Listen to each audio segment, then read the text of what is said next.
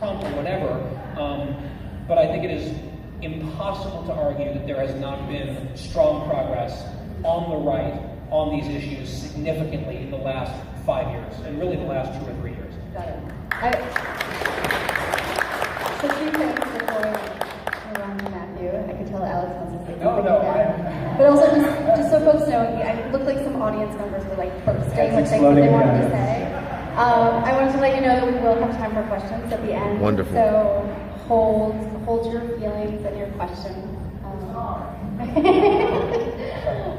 Matthew, do you want to add anything? I mean, I echo Guy's sentiments, especially watching. I remember watching that speech, that convention speech by Peter Thiel, and as someone, as I mentioned earlier, who, had come out a lot of years earlier when the Republican Party would never have the person that was presenting the candidate for president be openly gay, call out the party.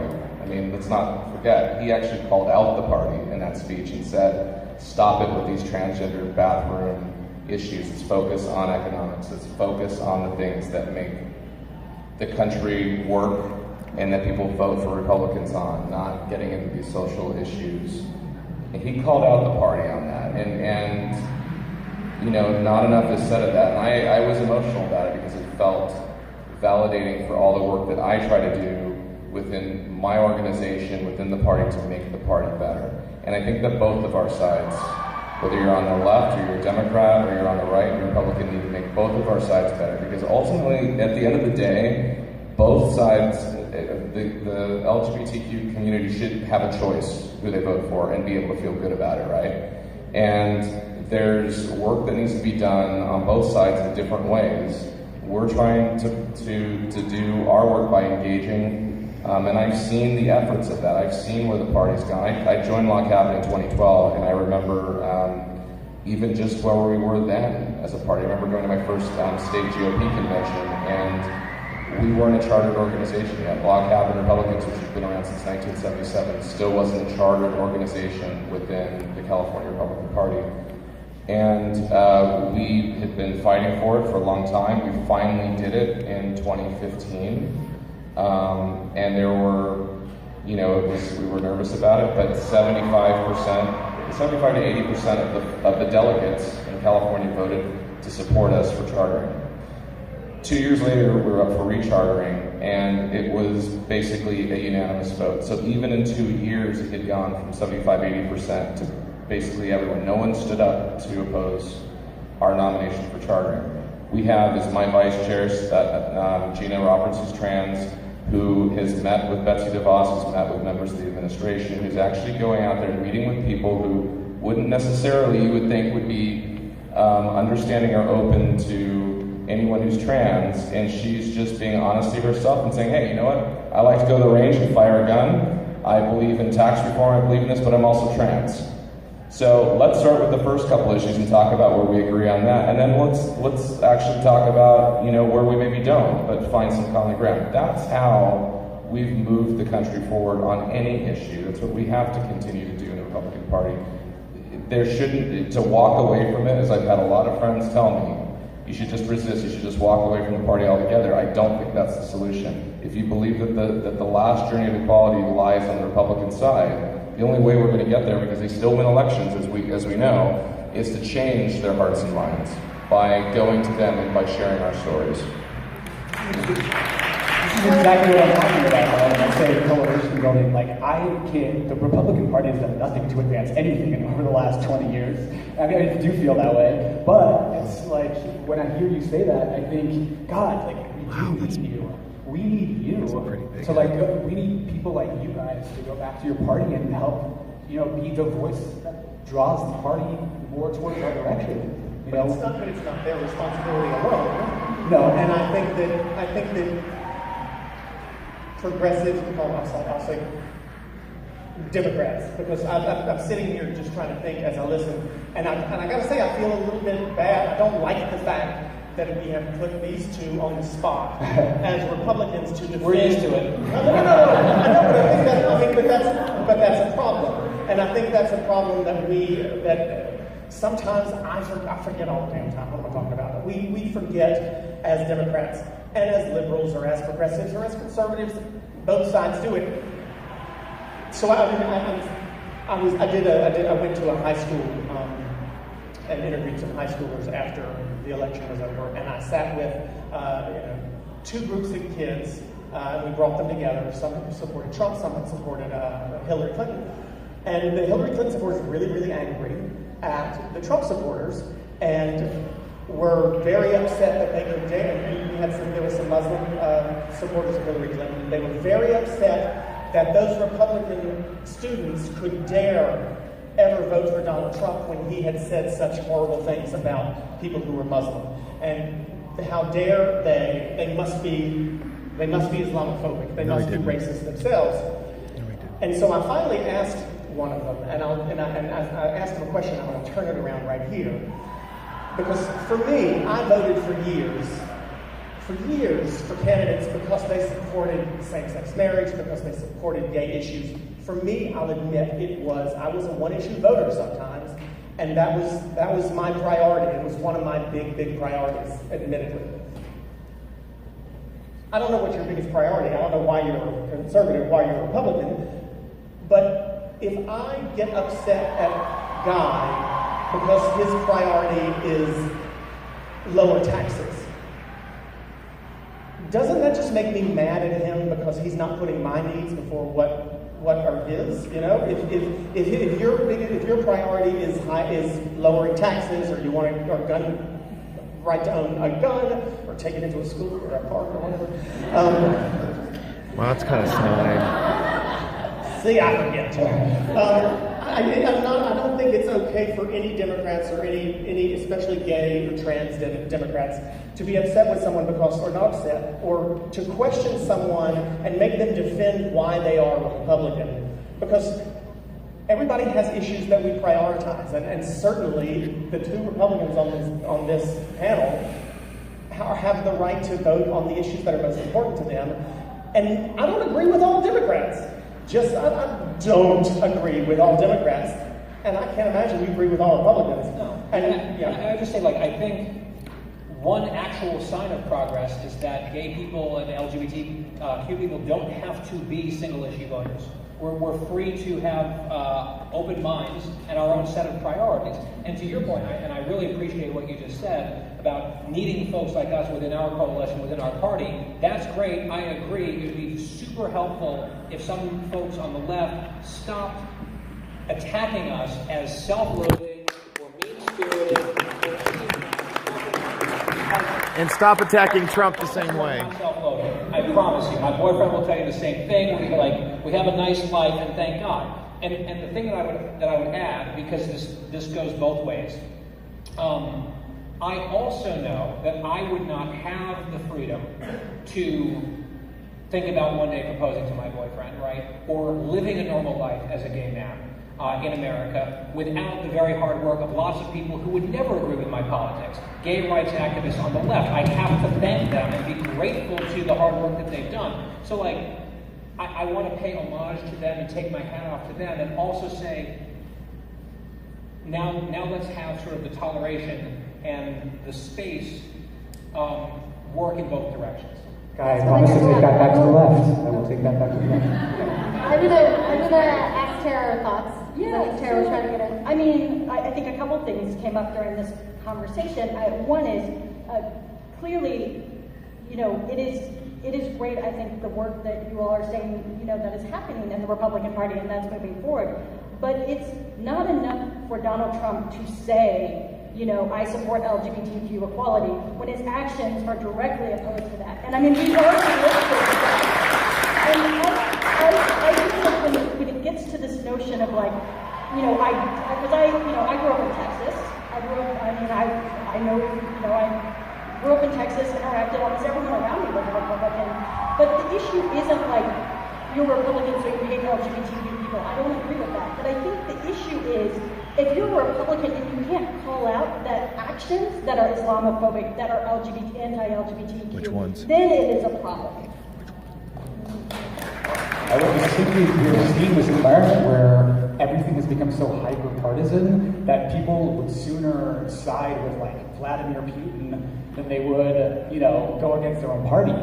And that's what we're seeing is happening a lot. And I think that's what you're saying is absolutely right. At the same time, we have to have people within the Republican Party who are willing to say, what you just said is bullshit, Donald Trump. Like, transgender people can serve in the military, and that shouldn't even be an issue in 2017, and you're hurting America. I think we heard that. I think we heard that though this week. We heard a lot of Republican senators come out and say this is Orrin Hatch. Orrin Hatch would never have come out and defended members of the military being trans 5 years ago, and did this week. I'm also just so gratified to hear you endorsing Governor Romney's position on Russia. And healthcare.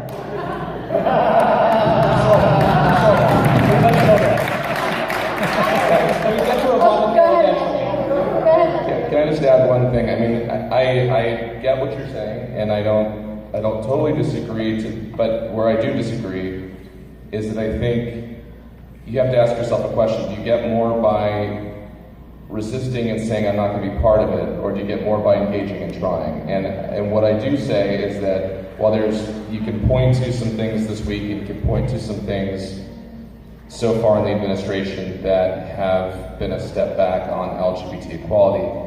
What was, as we heard in the intro, what was said to us that was going to happen hasn't happened. I mean, not everything. There was certain things. We were told when he won that he was going to fight marriage equality, and that was the thing that he was going to do. And part of marriage equality, federal protections, the religious freedom law, getting rid of the State Department position that looks at LGBT issues, some of these things are still in place and hasn't been worse. Is because that we have been trying to engage. We've actually, our group has had a seat at the table in some of these discussions and made the case for why they shouldn't get rid of some of the work that had been done in the previous administration. So what I just say to those is it's the administration that's in power. I'm not telling anyone that they should support Trump or that they should like him or whatever. I'm just saying it's the administration that's in power, so you have to work sometimes with those that are in power. And our group, and I know myself, I've lost plenty of friends who've just said the fact that you will even engage with the enemy is a reason I can't respect you as an individual. I've had it happen at work. I've had people tell me this. Ugh. That's not where the dialogue should be in this country. That's what guys are about. Endofdiscussion.com. Okay. Just to say, I'm going to ask one more question, but just a suggestion for folks who want to ask questions. I suggest you start lining up at the mics over there. I had a question that I think is too big and weighty, but I'm not sure we can. Just go to the questions. Absolutely. Well, all right. Just go to the questions. I'm going to respect the voice of the people. Yeah. No, okay. Do it. Sure. Absolutely. Okay, I'm like, hey, so you really get some free speech stuff. So, absolutely. I actually, I'll close. I'll leave a minute or two to close, but because there is such an interest in questions, I think we have about a little under 15 minutes left. Let's take some questions. Yep. Should I moderate? Should I do this? Okay, I'll call. Oh, don't be offended because that line's longer. I'm going there first. Go ahead. No, okay. First of all, I want to say thank you, Politicon, for bringing both sides this year instead of just one side. We needed to hear everything. But this year, LA Pride decided to have an anti-Trump parade instead of having a gay pride parade. That's right. How are we still calling ourselves a community when we ostracize 14% of the community? And also, I wanted to ask, how do people on the left seem to have co-opted the title LGBTQ and always speak on behalf of the entire community when they only speak on a part of the community? They ostracize the other part. So how are we still a community, and how do people decide that they're the ones that speak on behalf of the entire community? I mean, I think it's an important question, and if you look at exit polling from the last 4 election cycles, so dating back to 2010, between 14% and 29% of self-identified LGBT voters voted Republican. So that's somewhere between, not quite 1 in 5 and almost 1 in 3 LGBT people voting Republican. So again, we are part of the community. And it's important to recognize that. I appreciate, even though some of the stuff that he's done I don't appreciate, especially, I mean, is there anything more insulting than announcing a non-policy bizarro thing on Twitter in 3 tweets without any thought or explanation? Like that really upset me. But like, I also give Trump credit for trying to talk about these things a little bit differently. He was, even during his acceptance speech at the convention, he would slow down really slowly to get the letters right. LGBTQ. and just like, you know what, props, man. You're trying a little bit here. That does not necessarily overshadow policy, but cultural signals matter a lot. And Trump is trying on that front. And so even though I'm not a big fan, I didn't vote for him, I'm not going to pretend that I'm not going to give the guy credit. He's a never-Trumper. So thanks for the question. Oh, jeez. Does anyone want to take the other piece of that, or? I can. Well, I can step out of moderator. I guess one thing is, I actually thought it was billed as a resistance march. And so people were able to come with all sorts of different things that they were resisting. I think some people were quite explicitly resisting Trump, but not everyone. We are a large community, and sometimes parts of our community might identify more closely with other parts of their identity. Right? So it's always an ebb and flow. Thank you. Speak up over the cheering. Good? Okay. So I do data science. I've worked various campaigns and firms analyzing data.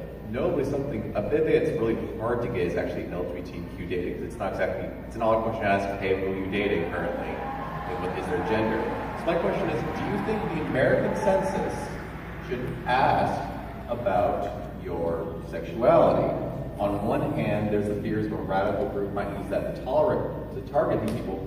On the other hand, it might give a true, accurate representation of what percentage of the American community that is. There's been debates if it's 2%, there's been some claims it could be as high as even 10%. So what's your opinion on that, especially because there are people in the crowd who are much more libertarian or discuss that there's even a census that's being asked of their opinion? I mean, I think just from a logistical standpoint, there are complications to that. It's distinctly anti-Trump up here. Some people who are straight would have to be willing to not answer the question because otherwise, let's not pretend that anyone who didn't answer it would not be, You would almost have a box that checks straight, bi, et cetera, et cetera. Right. I don't know that you would necessarily get an honest answer. If you would ask me if I had been filling out the census for myself when I was 22, I would have lied like hell. So you're going to get a lot of, I don't think, as someone who's a data scientist, I think is what I heard you say, yes. I don't think that you would have very credible or reliable data on a question like that. I think that's just right. I'm of the mind that they should.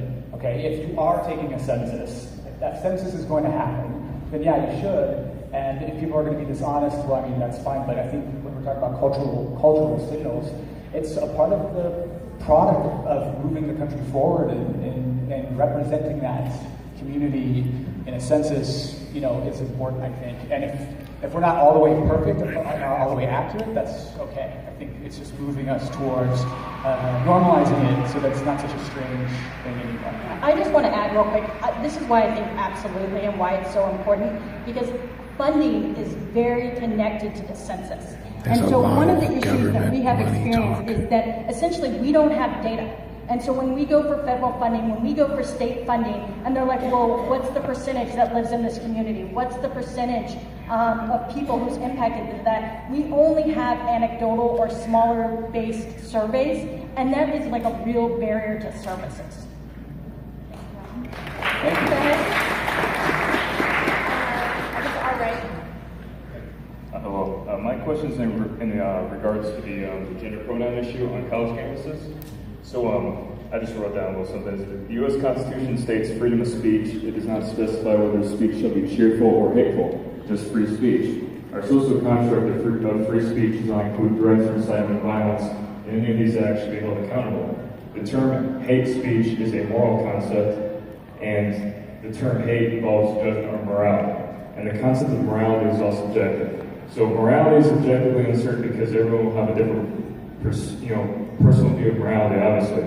So this is why the term hate speech does not exist on a universal objective level, rather just a subjective personal level. By claiming hate speech, there's no basis on what's considered hate, so everybody's version will be different. So it doesn't really solve the problem by just stating hate speech. So let's see where I'm at. So by making hate speech will not be allowed, the people in power will always dictate what is considered hate. So you will see this throughout history with the Soviet Union, with Joseph Stalin, and the right side of the Kulak farmers, and with Nazi Germany as well. So everybody has a freedom of speech, but they're not free from criticism. You can protest speech. Okay. Question. You don't agree with I don't want to cut you off, but I want to be Question. fair to the Question. people behind us. Yeah. Sorry, I'm getting to the conclusion. I think I know what you're getting at. So basically, yes, sorry, but Your point is about yeah. LGBT. Yes, hate speech, right? I don't want to be I don't want to be disrespectful, but You're being disrespectful. Sorry, sir.